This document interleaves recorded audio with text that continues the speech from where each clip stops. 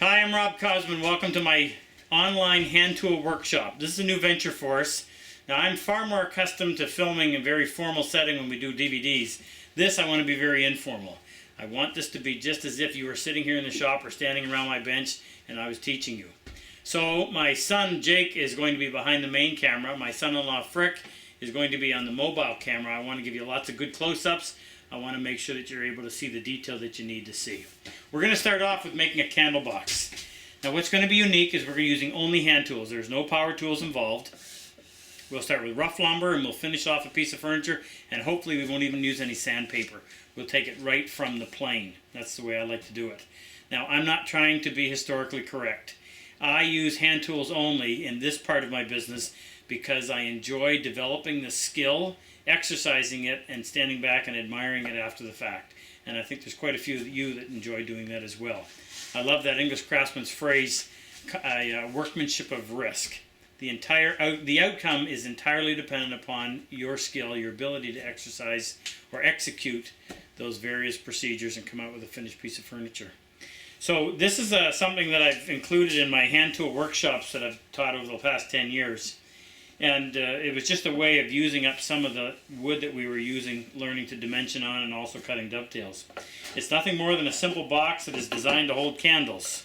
Well, there's your candles. These all have lids that simply fit on and come off. This one is mahogany and poplar. These two are both cherry with aspen on the sides. We're going to do this a little bit different. I want to have a sliding lid. It's going to complicate things a little bit. It's going to enable me to use my plane that cuts a nice little 1/4 inch bottom, or a 1/4 inch groove that typically is used to house the bottom. In this case, it'll also have the sliding lid. So, and pardon me, the other thing we're going to do too is we're going to use a half blind dovetail instead of a through dovetail. That makes it much easier when it comes to cutting the groove. I'm going to complicate it on the end, however, because the top has to come all the way out to the end of the board. However, the half blind, you're not going to see the ends of these tails. So you'll see how we've got two different lengths here. It's going to make it a little more complicated, but it's also going to make it a little more fun, a little more challenging. So that was just one that I did just to kind of give you some idea of what this is going to look like when we're finished. We're going to use northern white pine. And a lot of people criticize or don't like pine, but I think it's a fantastic wood. The reason is it's very easy to cut, it's very easy to plane. It probably ages better than any other wood that I've ever worked, including cherry, because cherry will have a tendency to fade out with enough UV light, whereas pine just keeps getting that deeper and deeper honey patina. I have a lot of children, and it's inevitable that furniture I make is going to get dinged up. Pine, that actually enhances the look, whereas in the hardwoods, it looks terrible when they start to get beat up. The other nice thing about working with pine is you have to have extremely sharp tools, and it teaches you an element of finesse with your tools. And by that I mean you can never pry when you're working around a dovetail in pine. If you do, you're going to see it forever. Whereas a piece of maple, you can be a little bit what's the word I'm looking for? You don't have to be quite so careful. In fact, you don't have to be nearly as careful. Pine, you have to be extremely careful to maintain those nice sharp corners and edges. So you'll see that as we go through this. All right, I'm going to clear the bench off. We'll get started right away and set these over here. I'll leave this one just to take some dimensions off of. We need some very simple notes. If this was any more complicated, I'd have plans. But for this one, it's just a matter of 1, 2, 3, 4, 5, 6 pieces of wood. We just need to know the rough dimensions. We'll get a little bit closer as we get to the actual fitting and cutting the dovetail. So this is 12 inches long, so we're going to need two sides that are 12 inches. Take that lid off for a minute. 12 inches by 3.5. Now, put my glasses on. I like to keep these sides nice and thin. I just think it lightens the whole piece and makes it look a lot better, particularly in drawers. However, these are measuring just under 3/8 of an inch. And the problem is that we're going to cut a groove that lid is going to slide in, so we're going to need a little more beef there. So I'm going to run these.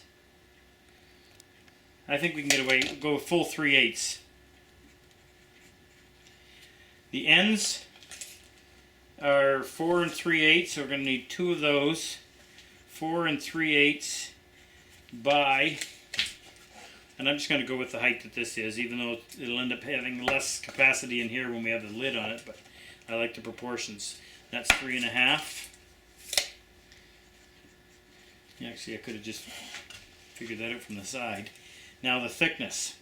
I want to do a half blind. I just want to show you something. I think most of you understand the difference between a half blind and a through dovetail. When you do a half blind, this end lap, that has to be heavy enough that it won't break off when you're actually executing the joint. It has to have appearance of being strong enough that it doesn't get too spindly. And if you tap your finger on there, sometimes if it's too thin, it rings hollow. There really isn't any glue surface between the end grain of the tail and that long grain of the end lap. So this is actually probably a little thinner than it should have been. So I've got to beef that up a little bit. And this piece is measuring just under 5/8, so I'm going to go with those pieces as being a full 5/8 of an inch. Now the bottom and top, I'm just going to rough dimension these. We will get a little more specific as we get closer to doing it. So that bottom is probably going to be about 11 1/2 inches long. Now that'll work for the top as well. Actually, you know what? I'm going to amend that. I'm going to go 11 3/4 because the top is going to go all the way to the end, whereas the bottom is going to sit in a groove on all 4 sides. So it's going to be probably closer to about 11 1/4. But for ease of doing this, I'm going to keep those 2 pieces the same until just before we assemble. So I'm going to change that to 11 3/4 for length. The width, that's 4. I'm going to go 4 1/8 just to make sure I've got enough. And probably going to go 1/2 inch on the thickness. The bottom I'll actually reduce because it's going to fit into a 1/4 inch groove. I want a little shoulder all the way around there, but we don't need to have full 1/2 inch thickness. But like I said, we'll take that down when we get there. Alright, so there's the 6 pieces. Now I'm going to use, as I mentioned, pine, and I've got a piece standing behind me that I'm going to cut this out of. And I'm just going to go in, I'm going to lay that out now and just kind of see where I can get the best looking wood out of this board. A few knots that I'm going to purposely avoid. I'm not trying to be particularly frugal. I'm more interested in what the final outcome is going to be, so I want it to look as good as possible. Now, I got a bench brush here somewhere. Jake, do you see that bench brush hanging right at... Where is it? Now, I had Mitch in here earlier cleaning up. It's a wonder I can find anything. Mitch, if you haven't met him from one of my videos, is 5 years old, and I'm sure he'll be in to visit us at some point. Now this is rough sawn lumber, and what you have to realize with rough sawn lumber is at some point it has sat outside in the drying phase. That means it more than likely has picked up windblown dirt, and I don't want to find that with my plane. So I'll give that a good scrubbing. It also helps it easier to see the grain. Flip it over and do the other side as well.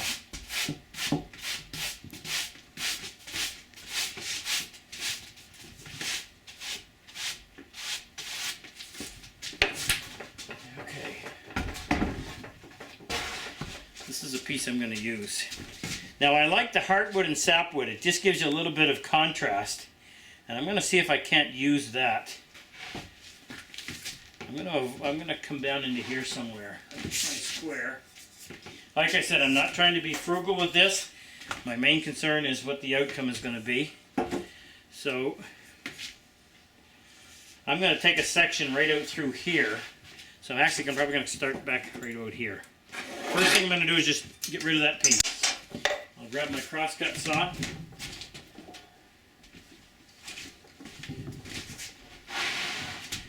Support that as close to the end of my horse as I'm comfortable with.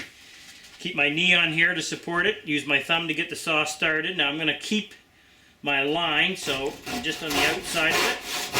Let the saw do the work. While you're sawing, if your saw has a tendency to drift one way or the other, you can twist with your wrist and bring it back into alignment.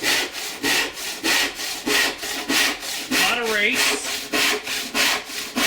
I remember when my father started building houses, they wouldn't have any power on the site. And as a kid, I would always, or quite frequently, I would be on the job site with them, probably getting underfoot.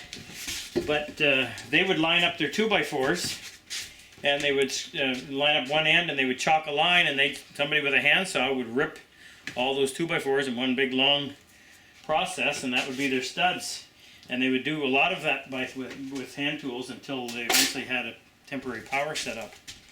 So I've used the saw most of my life, and it's really an enjoyable process. You got to get a good one, and that's the hard part today, because most of the saws that you're buying in the hardware stores, I would not care to take home.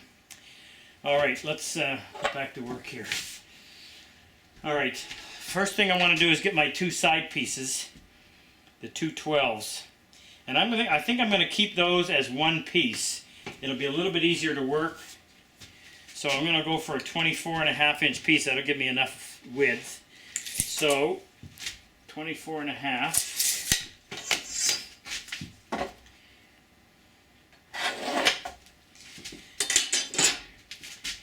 And they're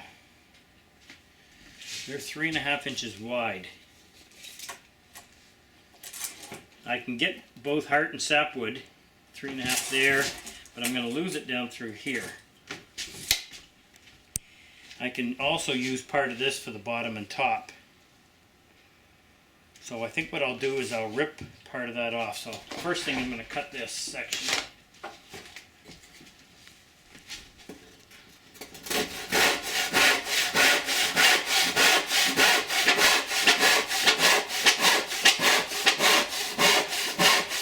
Very little set on this saw. I use it just on dry furniture grade woods. So with very little set, it tracks beautifully, and that means that it cuts a nice straight line. As long as you're not squeezing that handle excessively, wherever you start, the direction you start, and it'll continue on. So that's the advantage of having very narrow set or very little set. And just in case you're not familiar with the terminology, the set refers to the fact that each tooth is slightly bent, one to one side, the next one is bent to the opposite side, so that your kerf is a little bit wider than the saw plate, so the saw doesn't jam in there. And on cutting wet or green lumber, you're going to have a lot more set than you need on softwood. So I've got mine reduced, probably no more than 3 or 4 thou per side. All right, before I go back to this, I'm going to go ahead and finish off this piece. All right, so this is where I want to get my sides. And as I said, I want to use, another important thing too, to find out how much of that I have. There's not very much of that heartwood left. By the time we get up into here, it's almost going to disappear, so I don't want to make this a wasted exercise. I think if I take this section right here, that'll give me as much of the heartwood as I'm going to be able to get. So 3.5 inches. I'm going to rip that at about 3 3/4, sorry.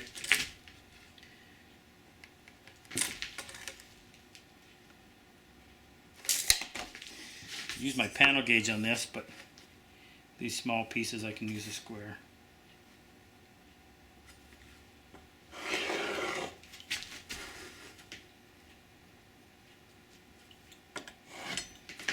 Alright, just go ahead and rip that out. I'm going to grab my rip saw. Cross cut. This is a rip. Teeth are filed perpendicular to the run of the blade, like little chisels. Cuts nice and fast. Rick, can you see well enough? Yep. Okay, I'm going to support this with my knee. I'm going to cut right on the line because I've got plenty of room here.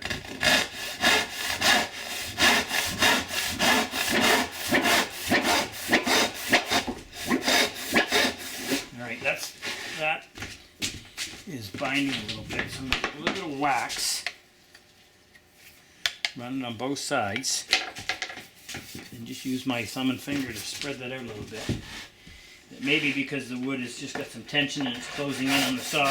It may be that I may need to put a little more set on this.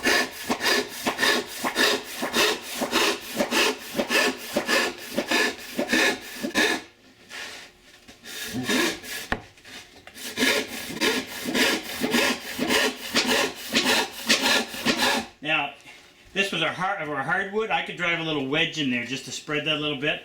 But being pine, you can see that I can pull it apart with my thumb and finger, and that's just freeing it up enough. At the end, you want to support both pieces so that you don't end up having a big piece break off. Now I wandered on that line quite a bit, so I want to make sure that I kept my 3.5 inches. Oh yeah, I'm good. So this is a side. This is a side. This side DE. Okay, now our end pieces.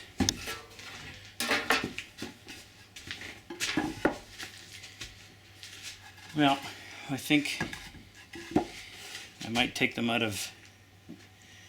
What have I got left here? Okay, I don't have enough. I can only take either the bottom and top or the ends. What's the rest of that look like?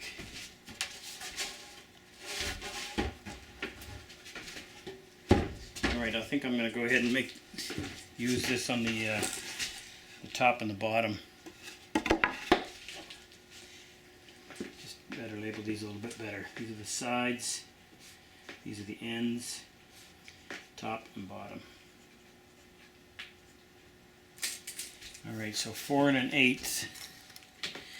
I'm going to go 4 3/8 to make sure I have plenty.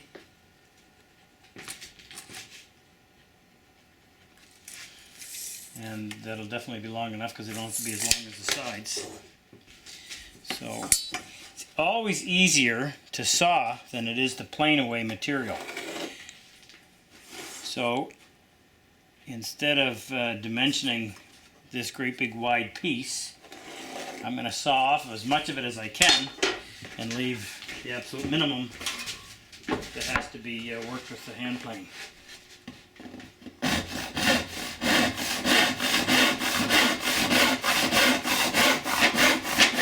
Not much more than the weight of the saw to do the work. Nice relaxed stroke. You find you're pushing it too hard, you're going to wear yourself out.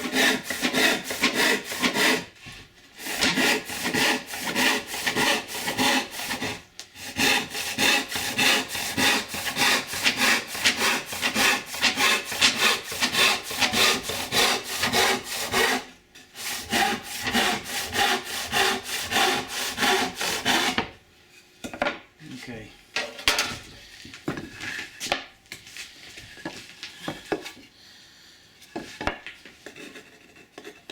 Bottom and top. Now my end pieces are 4 3/8. I'm going to do those as one piece as well. So 4 3/8, 9 and I'll do the math. It's a little under 9 inches, so I'll go about 9.5. Do another piece.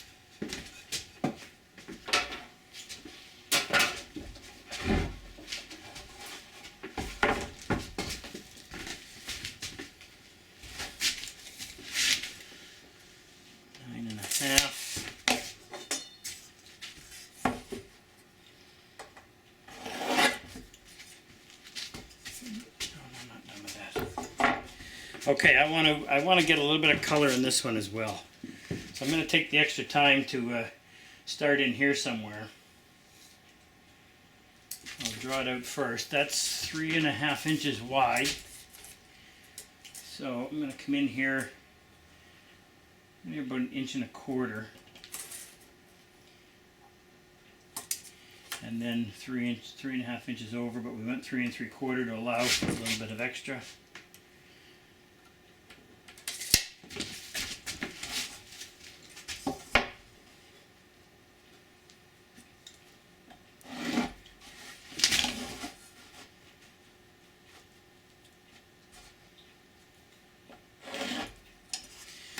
It's probably going to be a little easier to hold. I'm going to rip these 2 cuts first, right to there, and then I'll cross cut it off, rather than trying to hold on to a little tiny piece.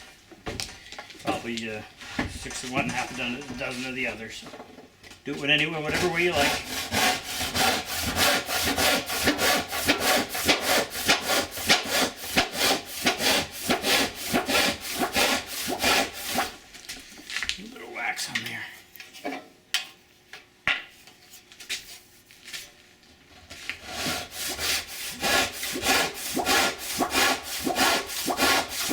I gotta saw upright so that I don't end up going back in here too far and ruining that wood.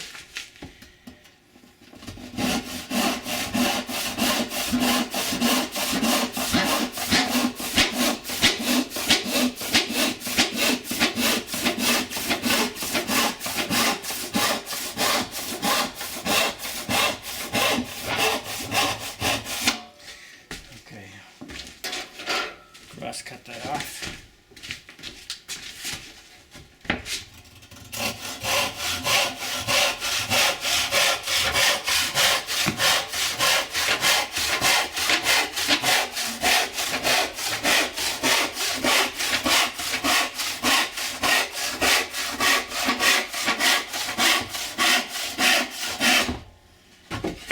Don't need that piece, but I figured I may as well square off the end.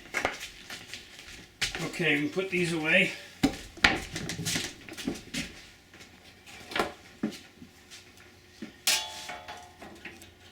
As they dull, we will take the opportunity to sharpen them, and I'll show you how that's done. Don't need to do it just yet. Okay, now comes the dimensioning part. If you've never done this before, it can be a bit of an exercise. However, when I teach the class, I give the guys a piece of wood 30 inches long by 6-7 inches wide. First time to get it takes them 3, 4, sometimes 5 hours. The second piece they do in under an hour. So you can pick it up really quick once you get the fundamentals. Alright, first thing we need to do is we've got to get that board to lay flat. I'm going to go ahead and start off on this piece that we're using the bottom and top. Now I'm going to look at the grain direction, and it appears that the grain is running this way, which means I'm going to plane in that direction. It may not be the case, sometimes you can be fooled by that. But the first thing I have to do is I have to have this board sitting absolutely flat. If this is allowed to move, if I can wiggle it, what happens is when you're planing, this bends under the weight of the plane and then springs back up, so you'll never get it flat. I'm going to do this right where I'm going to actually have the board, which means I'm going to use my bench as a gauge for getting this flat. I don't want to gauge it over here and then move over here to do the work, because there may be a little bit of variation in the two. So it's best to always do the gauging right where you're going to do the dimensioning. I want to make sure that there isn't any shavings that are keeping that from sitting the way it should. Make sure the bench is nice and clean, and see if there's any. Now, I don't normally get lucky like this, but there's no movement there at all. Hopefully one of these will be a little bit out of whack so I can show you how it's done, because that was a fluke. Okay, watch your knee, Frick. I'm going to move that. Alright, we're going to dog that in place. Don't hold it excessively. You don't want to distort the wood. I'm going to use my scrub plane. Now probably the first thing we should do is run over and show you how to put an edge in your scrub plane. This is a roughing tool. It doesn't need to have the same quality of edge that you're going to want on your smooth or your jointer. But since we can sharpen so quickly, we may as well get as good an edge as we can. Just makes it that much easier to use. So let's go over here to the end of the bench. This is where I keep my, come on around, Frick, so you can get real close on this. This is where I keep my sharpening gear. It's always right where I need it. I never have to go searching for the parts and pieces. And it's at a convenient height for me to lean over the stone and do this freehand. And it's also never more than a few steps away. I use Shapton stones because I think they're the best. They're expensive, yes, but I love the way they work, particularly the lapping plate for flattening them. I use a 1,000 grit and a 16,000 grit.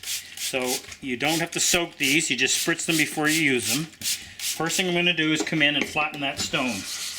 Only takes a few seconds, and when you bring the stone back to being white, you know it's back to being flat. I always start with the fine grit, rinse it off, and then finish with the coarse one.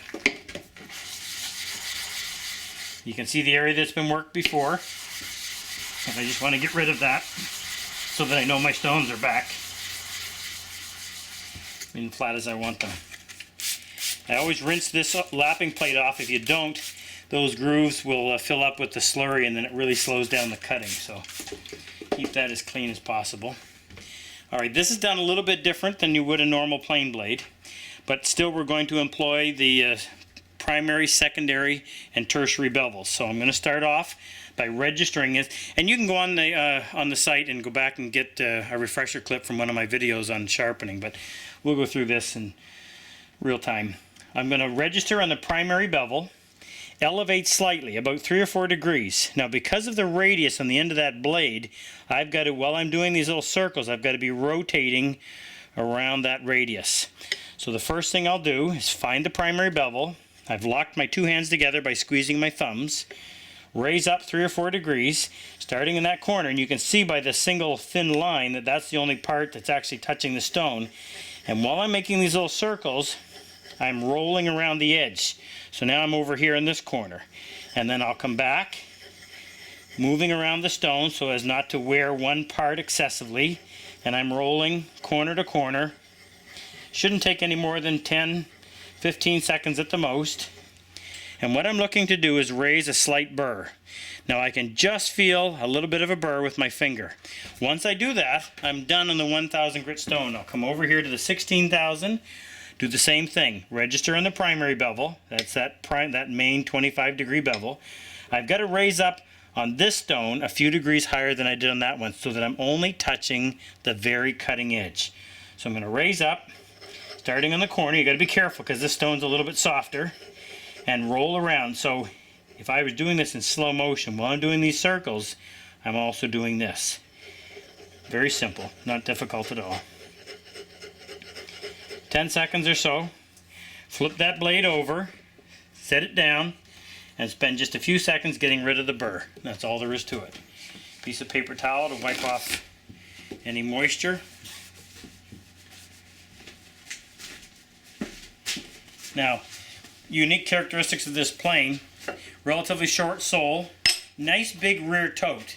Normally it's the tote on a hand plane is a 3-finger grip, but on this one, and you'll see why when I use it, it's nice to be able to get 4 fingers on there, lots of control. Big thick blade, very open throat, held at 45 degrees, and that allows good clearance of the shavings. And you're going to notice that I'm going to have this out for a fairly heavy cut. Now, Frick, what I want you to do is sight down that sole. I'm going to use a white background. I want to make sure that they can see how far out that is. Get it set first. Alright, for what we're working, that'll be good. So can you see right down there, use that white background, can you see that blade projecting right here? Oh yeah. Yep. Okay. Alright, now I forgot to mention something. When it comes to dimensioning this stock, we want a piece that's 5/8, and we're taking it out of a full inch. There's no guarantee, but the most stable part of this, the most stable 5/8 of an inch section out of this piece of lumber is going to be 5/16 from either side of center. That'll give us our best bet for getting a stable piece of lumber. There's always going to be stress in the wood. If you remove 3/8 of an inch from the top, or from one side, you're most likely going to end up with a board that's going to cup. Alright, so when we come back, let's just go ahead and get that done before we say goodnight till next week. So there's my center line, and I'm over 5/16 either side, and then I'll just do a rough line on either side, and this is just a rough gauge. I want to take approximately that amount of material off of both sides. Alright, so when we come back, we'll go to work with the scrub plane. We'll get that dimensioned. I'll show you how that whole process works, and we'll see you back here soon.